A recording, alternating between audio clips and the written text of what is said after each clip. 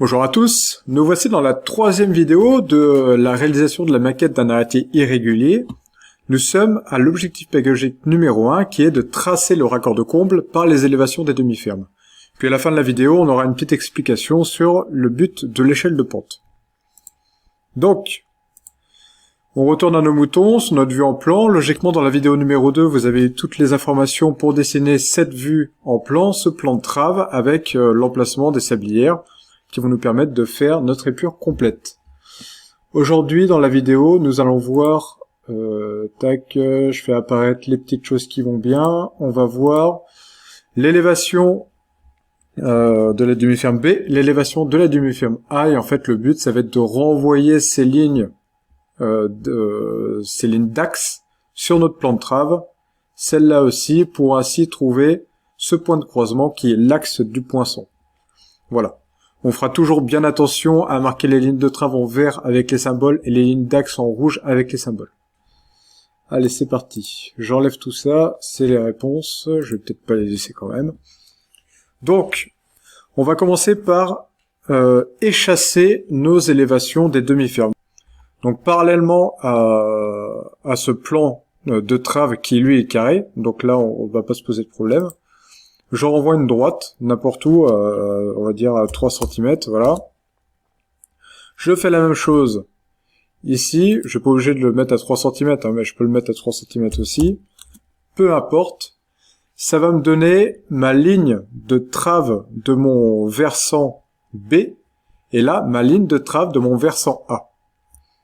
Ensuite, il faut que je prolonge cette ligne-là, ma ligne charnière, pour obtenir ce point-là, ce point de croisement. Je fais pareil avec le plan B, ça me donne ce point de croisement-là. J'ai besoin de plusieurs informations que je vais avoir dans ma petite fiche d'information. C'est la hauteur de flèche de 40 cm et puis les degrés des pentes. Versant A 33,7 et versant B 38,7. Moi, j'ai une facilité d'avoir un grand rapporteur qui me permet de mettre la pente que je souhaite. Donc 38,7 pour le versant B, ici. Mais vous ne pouvez pas faire ça. Parce que vous avez un rapporteur qui fait à peu près cette taille-là. La taille de mon petit carré ici. Donc là, au niveau de la précision, c'est pas top. Donc là, ce qu'on va faire, c'est qu'on va convertir les degrés en pourcentage. C'est-à-dire, je reviens sur ma petite fiche. Il y a une méthode de calcul qui permet de convertir les degrés en pourcentage. On va parler du versant B, parce qu'on est dessus. Donc, 38,7 degrés en pourcentage. Il faut utiliser sur notre calculatrice la tangente. On utilise la tangente pour les degrés en pourcentage et on utilise l'inverse tangente pour les pourcentages en degrés. Pour avoir les pourcentages, tangente de 38,7 est égale à 0,801. 0,801 fois 100 est égal à 80,1. Donc 38,7 degrés est égal à 80,1%. Interprète. Oui. C'est-à-dire que, typiquement sur notre dessin, on a envie de se dire, bah tiens, 80%, ça veut dire que sur ma ligne de trave, je mets 100 cm ici, et je remonte d'équerre à 80,1. 80,1. Voilà ce qui me donne effectivement le point de liaison ici, parce que j'avais tracé avec mon rapporteur mes degrés là, donc c'est normal que je trouve ce point de liaison. Sauf que vous allez vous dire, bah mince, mon contrepartie est trop petit, il aurait dû nous dire que d'en acheter un plus grand et tout ça. Moi je vous dis non, pas de problème, vous pouvez garder votre argent pour vous acheter des bonbons. Et ce qu'on va faire, c'est qu'on va réduire ce triangle, c'est-à-dire que je retourne en arrière.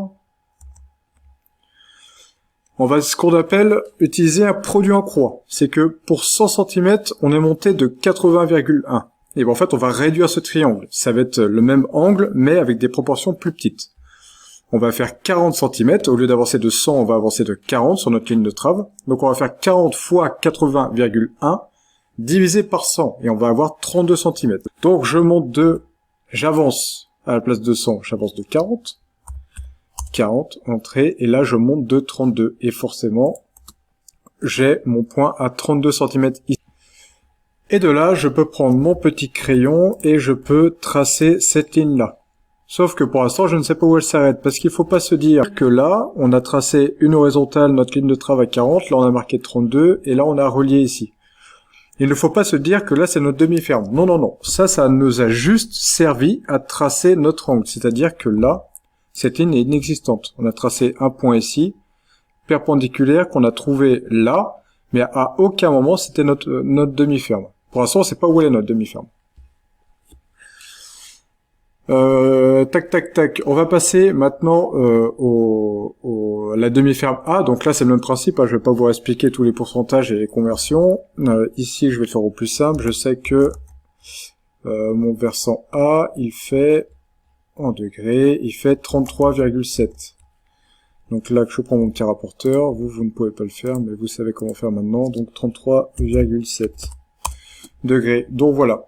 Ici, j'ai ma ligne, j'ai mon versant A qui est couché ici, et là j'ai mon versant B qui est couché. On a une information supplémentaire sur notre petite fiche, qui est de 40 cm, c'est la hauteur de flèche. La hauteur de flèche, c'est compris entre notre ligne de trave, donc ça va être cette partie-là, ici là, compris entre notre ligne de trave et le latis. Donc on va monter de 40 cm parallèle à cette ligne-là, clac, clac, clac, clac, clac, 40. On arrive là, où on n'arrive pas loin là, du fun de contreplaqué. Et ça correspond au latis de notre versant, ce qui nous donne notre chevron d'emprunt. C'est-à-dire que par rapport à ça, je renvoie une verticale, qui sera notre ligne d'axe, à faire filer, à venir sur notre plan de trave. Clac, ici. Et je fais pareil avec le versant B, c'est-à-dire que je monte de 40 cm, 40, à venir croiser cette ligne-là. Et là, je renvoie pareil, une ligne d'axe, donc une verticale, à venir croiser ma vue en plan. Hop! Ce qui fait que là, j'ai un truc qui apparaît, mais qui n'a rien à voir. Voilà. Et là, ici, c'est mon point de croisement. C'est à partir d'ici où on va avoir notre... ça, c'est l'axe de notre poinçon. Alors, vue en plan. Et demi-ferme B, demi-ferme A. Voilà. Donc là, on avait bien dessiné notre chevron d'emprunt en montant les 40 cm. Je refais ici que là, 40 cm ont été montés. On avait eu cette hauteur-là. Donc là, toute cette ligne d'axe qu'on a redescendue ici. Là, pareil, ça nous a donné l'axe de notre poinçon. Et voilà pour ça. Donc ça, c'est fait. Et maintenant, je vais vous présenter rapidement, très rapidement, l'échelle de pente. Donc l'échelle de pente, c'est ça. C'est un petit papier qui est ici où on reporte des versants et où on les coupe à partir d'une ligne de niveau qui est du coup parallèle par rapport à notre ligne de trave. En fait, souvent l'échelle de pente est utilisée quand on fait des raccords de comble où il y a plusieurs versants qui se croisent sur des plans qui sont carrés, rectangles ou autres formes un peu biscornues. Et rarement sur épure, mais on peut toujours le faire. Bon, là, ça n'a pas vraiment d'utilité, ça va nous donner juste une ligne directionnelle pour notre arrêté, mais en fait, ça pouvait pas nous donner notre accord de comble. Et en fait, cette échelle de pente va nous permettre de faire une ligne de niveau, par rapport à notre ligne de trave, une ligne de niveau qui va couper tous les versants qui sont sur notre plan de trave. Ok. Un exemple, c'est que par exemple là, on a 10 cm ici, 10 cm et on monte d'une verticale. On a une horizontale à 10 cm, notre ligne de trave, et là on monte une verticale, donc le point rouge. Et ici on a un Z1, donc c'est une ligne de niveau, une qui va couper notre versant B et notre versant A. Le but c'est après de renvoyer par rapport à cette ligne qui est coupée des points qui vont revenir sur notre ligne de trave. En bleu ici versant B, en orange versant A, et qui vont nous donner des cotes, donc 3,7 et 4,5. Donc 3,7 pour versant B, 4,5 pour versant A. Je retourne ici, j'ai dit 3,7 pour versant B et 4,5 pour versant A. Et là ici, c'est ma ligne correspondant. Si je croise ici à là, et voilà. Hop. Ça, c'est un point de croisement, en fait, qui permet d'avoir une direction de notre arrêtier. Ok? J'ai une ligne ici, j'ai une ligne là, j'avais une ligne parallèle que j'ai renvoyée, parallèle à ma sablière de dégauchissement que j'ai renvoyée ici, ça m'a donné cette ligne-là. et cette ligne-là parallèle à cette filière-là de dégauchissement, ça m'a donné un point, et c'est ce point de croisement que j'ai pu relier de ce point-là à ce point-là, et ça m'a donné une ligne directionnelle, et puis finalement, bah, elle arrive bien à mon point de croisement ici. Pour une explication plus concrète, il faut que je me dépêche parce que sinon la vidéo va couper. Je vais prendre mes versants. Donc là, c'est parti. Je prends celui-là. Il faut que je le balance là. Hop, 90 degrés. Et après, je le prends. Je me balance sur la ligne de... Comme ça, vous allez comprendre à quoi ça sert de faire aussi l'élévation. De tracer nos élévations. Hop, ça je le prends. 90 degrés. Ici. Je récupère ça. Et je le mets place ici, voilà. Donc là, j'ai ça.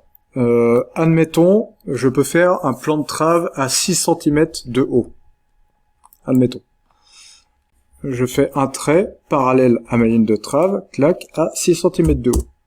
Ici. Et je vais venir couper, par exemple, je vais renvoyer une ligne d'aplomb A, B, à venir couper ma ligne de trave, ok? Donc, du point de ma ligne de trave, du point de ma sablière de dégauchissement jusqu'à ce point-là, j'ai combien?